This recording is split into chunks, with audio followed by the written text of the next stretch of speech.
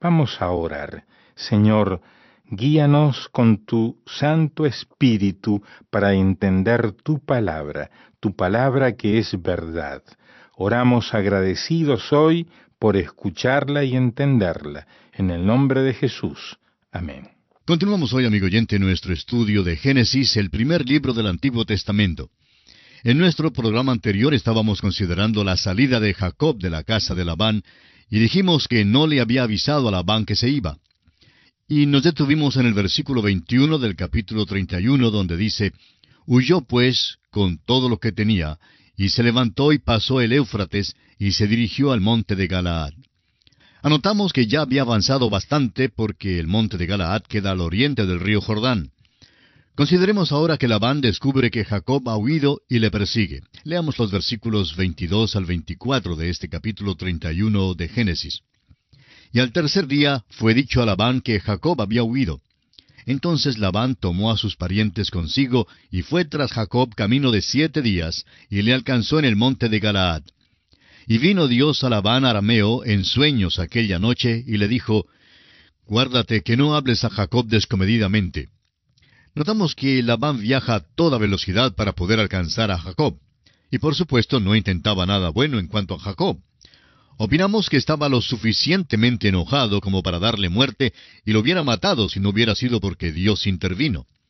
Dios dice a Labán que tenga cuidado en lo que va a decir y a hacer con Jacob. Escuchemos ahora al tío Labán.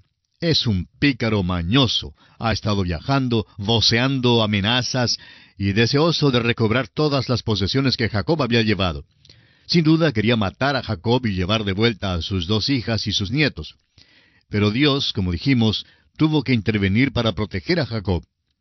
En los versículos 25 al 27 vemos la reacción de Labán al haber alcanzado a Jacob. Leamos. Alcanzó pues Labán a Jacob, y éste había fijado su tienda en el monte. Y Labán acampó con sus parientes en el monte de Galaad. Y dijo Labán a Jacob: ¿Qué has hecho, que me engañaste, y has traído a mis hijas como prisioneras de guerra? ¿Por qué te escondiste para huir y me engañaste, y no me lo hiciste saber para que yo te despidiera con alegría, y con cantares, con tamborín y arpa? Mire usted, qué mañoso es Labán, y hasta diplomático. Trata de lograr que Jacob se entristezca por haber salido como salió. El tío Labán dice que les hubiera dado una maravillosa fiesta de despedida, les hubiera preparado una gran celebración y una despedida tierna. Eso es lo que él dice, pero no creemos que lo hubiera hecho. Luego sigue despertando la simpatía. Escuchemos lo que Labán continúa argumentando en el versículo 28. Pues ni aún me dejaste besar a mis hijos y mis hijas. Ahora locamente has hecho. Estos hijos aquí son sus nietos. Están destinados a sobresalir en cuanto a la historia del mundo. En los versículos 29 y 30, Labán revela la advertencia que Dios le hiciera en cuanto a su trato con Jacob. Leamos. Poder hay en mi mano para haceros mal, mas el Dios de tu padre me habló anoche diciendo: Guárdate que no hables a Jacob descomedidamente. Y ya que te ibas, porque tenías deseo de la casa de tu padre, ¿por qué me hurtaste mis dioses? Labán al fin les deja saber que pensaba hacerles mal, pero que Dios le impidió llevar a cabo su obra. Ahora, pregunta en cuanto a los bienes hurtados. Es un tipo de Dios raro y curioso, ¿verdad? Es un Dios extraño porque se le puede secuestrar. Ahora, realmente Jacob no sabía que Raquel había robado los ídolos. Cuando contesta a Labán, le contesta en cuanto a la salida, sin notificarle ni siquiera para que les pudiera dar una fiesta de despedida. Notemos lo que dice Jacob en el versículo 31. Respondió Jacob y dijo a Labán: Porque tuve miedo, pues pensé que quizá me quitarías por fuerza a tus hijas. Jacob sabía que Labán no le hubiera dejado llevar a las esposas y la familia y todo lo que le pertenecía. Y continúa hablando con la certeza de que nadie habría robado algo de Labán. Y es que Jacob no le creía a Labán. Si usted cree que Labán creyó a Jacob, está muy equivocado también.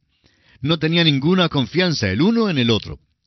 Han pasado juntos unos 20 años muy amables y agradables, ¿verdad? Jacob ahora alega su inocencia. Leamos el versículo 32. Aquel en cuyo poder hallares tus dioses, no viva. Delante de nuestros hermanos reconoce lo que yo tenga tuyo y llévatelo. Jacob no sabía que Raquel los había hurtado. Vemos aquí que Labán no queda contento con la respuesta de Jacob y procede de inmediato a investigar lo relacionado con la desaparición de sus ídolos.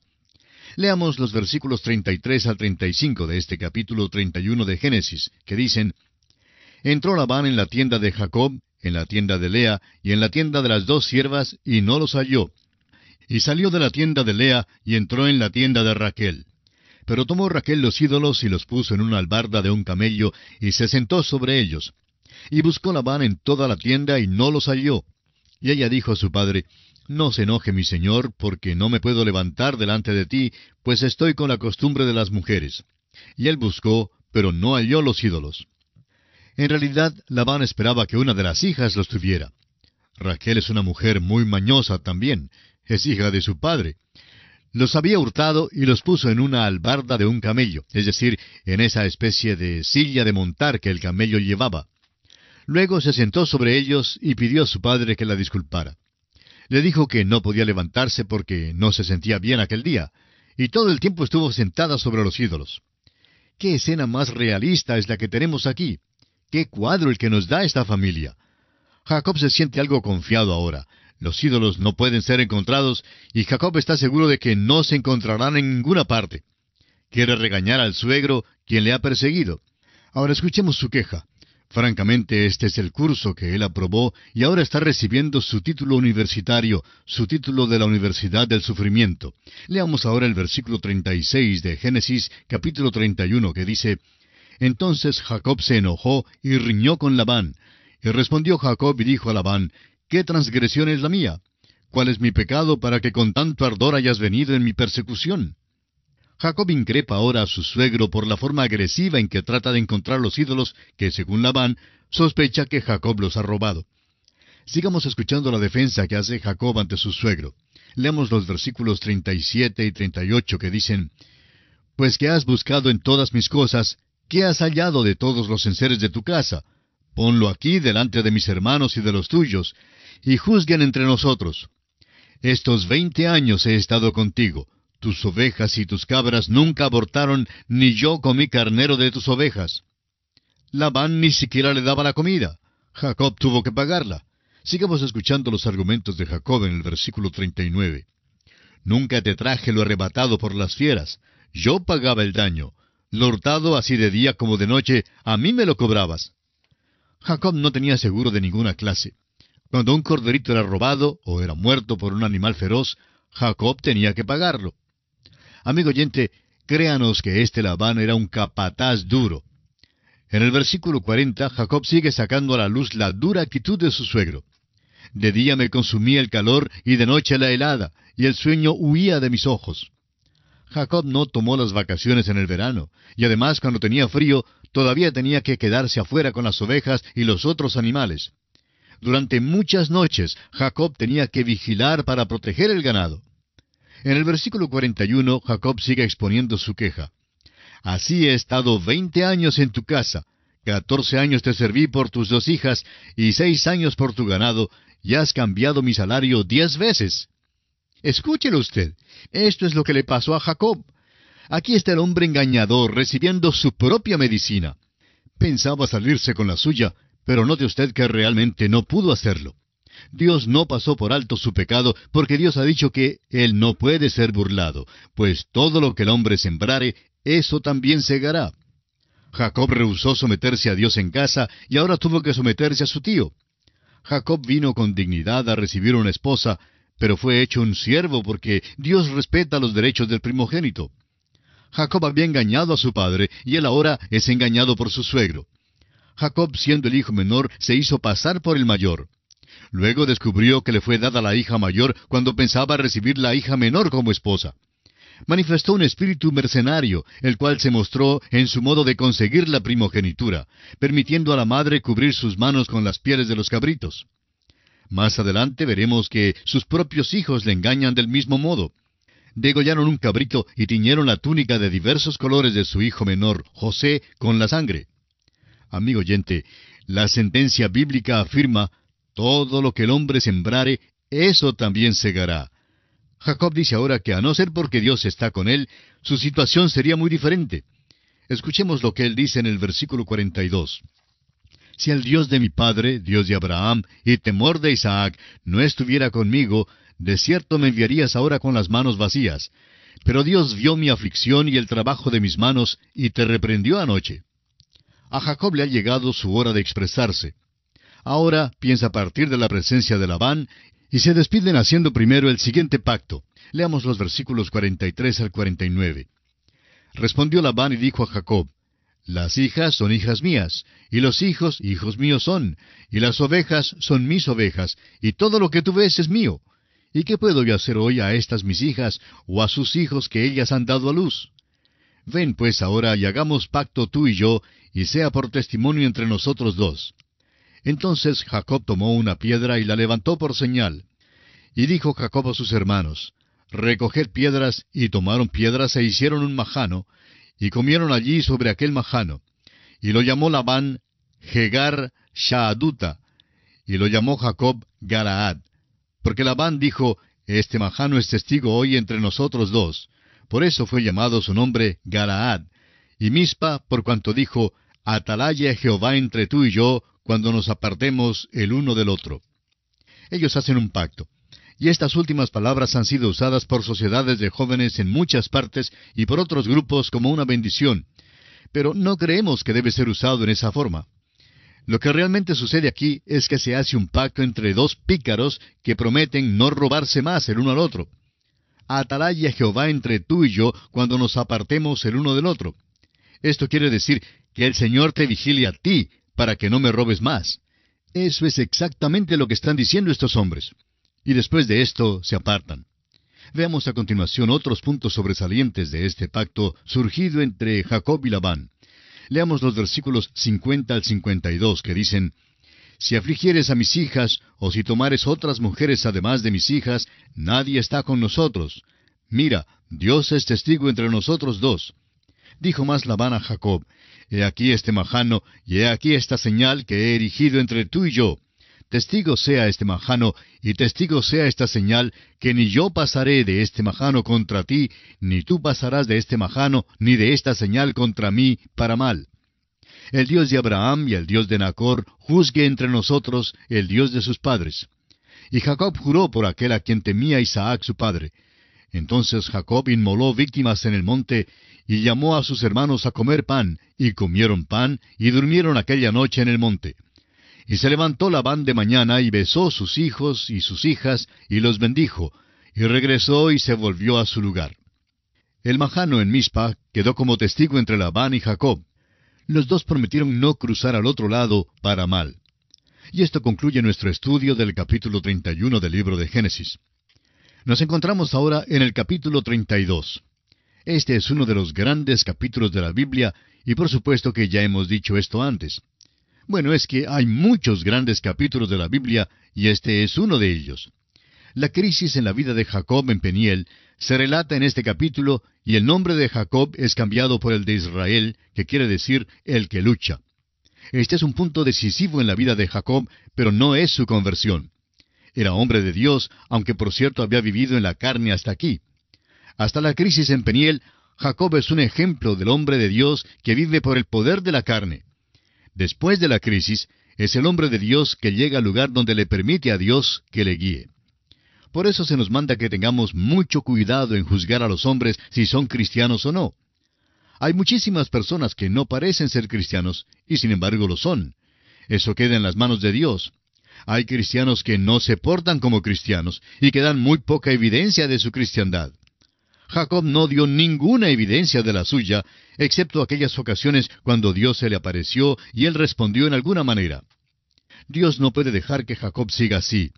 Es representante de Dios y es testimonio para Dios en el mundo. Ha servido de mal testimonio hasta aquí y por tanto Dios va a tratar con él. Para decir verdad, Dios quebrará la pierna de Jacob para ganarlo. Y así es como el Señor nos disciplina también. El escritor a los Hebreos dice en el capítulo 12, versículo 6, Porque el Señor al que ama disciplina, y azota a todo el que recibe por hijo. Ya hemos visto que Lot no parecía ser hijo de Dios, y sin embargo lo era. El apóstol Pedro nos dice que Lot fue justo, y que Sodoma afligía su alma justa. Y mire usted cómo lo disciplinó el Señor. Ciertamente pasó por el fuego de las pruebas. Escapó al fuego de Sodoma y Gomorra, pero el Señor hizo que pasara por el fuego de las pruebas. Ahora esta es la experiencia de Jacob. Jacob graduó en la escuela del sufrimiento. El tío Labán era el director y decano de esa escuela. Graduó y este joven Jacob dio el discurso de despedida. Fue una cosa lamentable. Dice que le llevó 20 años para graduarse y que ciertamente trabajó muchísimo para lograrlo. Dice que el tío Labán cambió los requisitos 10 veces. Cada cierto número de años, el tío Labán hacía un nuevo contrato y siempre llevaba la ventaja a Jacob. Esa pues fue la experiencia de Jacob. Y quisiéramos escribir como una inscripción sobre todo este capítulo, el versículo 29 del capítulo 40 del profeta Isaías, que dice, Él da esfuerzo al cansado y multiplica las fuerzas al que no tiene ningunas.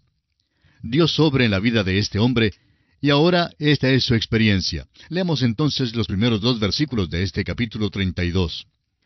Jacob siguió su camino, y le salieron al encuentro ángeles de Dios. Y dijo Jacob cuando los vio, Campamento de Dios es este, y llamó el nombre de aquel lugar Mahanaim. Dios ahora trata directamente con Jacob para traerlo hasta el punto de que llegue a producir fruto y que sirva como un testimonio verdadero y vital. En los versículos 3 al 5 de este capítulo 32, notamos los preparativos de Jacob ante el posible encuentro con su hermano Esaú. Leamos.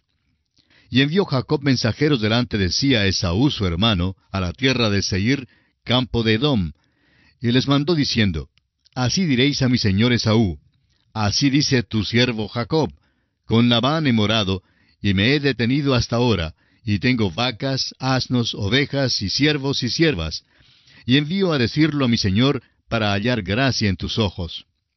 Todavía continúa siendo mañoso Jacob. Simplemente no puede dejar de serlo después de sus experiencias con Labán. Al regresar, se acuerda de la última vez hace 20 años cuando Esaú le amenazaba. Note usted que manda a los mensajeros a que digan, mi señor Esaú y tu siervo Jacob. Esa no es la manera en la cual Jacob había hablado antes. Había manipulado para conseguir la primogenitura y robó la bendición. Era pícaro, pero ahora su modo de hablar es diferente. Suponemos que aprendió unas pocas cosas de su tío Labán. Mi señor Esaú, tu siervo Jacob. Conozcamos ahora los resultados de este intento de paz con su hermano mayor. Leamos el versículo 6. Y los mensajeros volvieron a Jacob diciendo, Vinimos a tu hermano Esaú, y él también viene a recibirte, y 400 hombres con él. Eso atemorizó de veras a Jacob, porque no sabía el significado de todo eso. Esaú no le indicó a los siervos de ninguna manera. Suponemos que Jacob los interrogó detenidamente y les preguntó, ¿detectaron ustedes alguna señal de animosidad o amargura u odio hacia mí? Imaginamos que los siervos dijeron que no la habían detectado. Ellos pensaban que Esaú estaba contento de recibir la información de que Jacob venía a encontrarle, y por tanto salió él a encontrar a Jacob. Aún el hecho de que Esaú estaba contento no significó nada para Jacob. Después de todo, podría significar que Esaú estaría contento porque tiene la oportunidad de vengarse ahora. El pobre Jacob, pues, quedó muy turbado. Ahora, en los versículos 7 al 11 encontramos a Jacob preparando una estrategia ante el encuentro con su hermano Esaú. Leamos. Entonces Jacob tuvo gran temor y se angustió, y distribuyó el pueblo que tenía consigo, y las ovejas y las vacas y los camellos en 2 campamentos. Y dijo, si viene Esaú contra un campamento y lo ataca, el otro campamento escapará. Y dijo Jacob, Dios de mi padre Abraham, y Dios de mi padre Isaac, Jehová, que me dijiste, vuélvete a tu tierra y a tu parentela, y yo te haré bien. Menor soy que todas las misericordias y que toda la verdad que has usado para con tu siervo. Pues con mi cayado pasé este Jordán, y ahora estoy sobre 2 campamentos. Líbrame ahora de la mano de mi hermano, de la mano de Esaú, porque le temo. No venga acaso y me hiera la madre con los hijos. Jacob cree que le va mal de veras. Su hermano viene a encontrarle y por tanto divide el grupo en 2 partes. Todavía es mañoso y dice que si Esaú ataca a un grupo, el otro grupo tendrá la oportunidad de escapar. Ahora vemos que en su hora de apuro suplica a Dios, implora a Dios sobre la base del hecho de que Él es el Dios de su padre Abraham y el Dios de su padre Isaac. Comenzamos a descubrir ahora un pequeño cambio en su vida. Esta es la primera vez que oímos decir a Jacob que no era digno de la más pequeña de las misericordias de Dios. Aquí está Jacob y por primera vez reconoce que puede ser pecador delante de Dios. Hay muchos cristianos hoy día que no reconocen que son pecadores. Hasta se encolerizan a veces porque se les indica que son pecadores. Y cuentan todas las cosas que hacían antes y expresan también que son salvos y que ahora ya no son pecadores. Amigo oyente, todos somos pecadores que hemos llegado a ser salvos por la gracia de Dios. Mientras estemos en este cuerpo mortal, tenemos esta naturaleza vieja que no puede llevarnos al cielo. Y es más, no irá al cielo. Dios no le permitirá entrar en el cielo. Por eso nos da una naturaleza nueva. La naturaleza vieja ni siquiera puede ser reparada. Ahora Jacob comienza a decir que no es digno. Cuando cualquier hombre comienza a acercarse a Dios en esta base, encuentra que Dios se comunica con él. Y Jacob hace la declaración interesante de que había cruzado el Jordán con solo el cayado y que ahora llega al cruce con 2 campamentos. Pero tenía miedo y esa noche de veras imploró a Dios. Fue una noche muy difícil para él.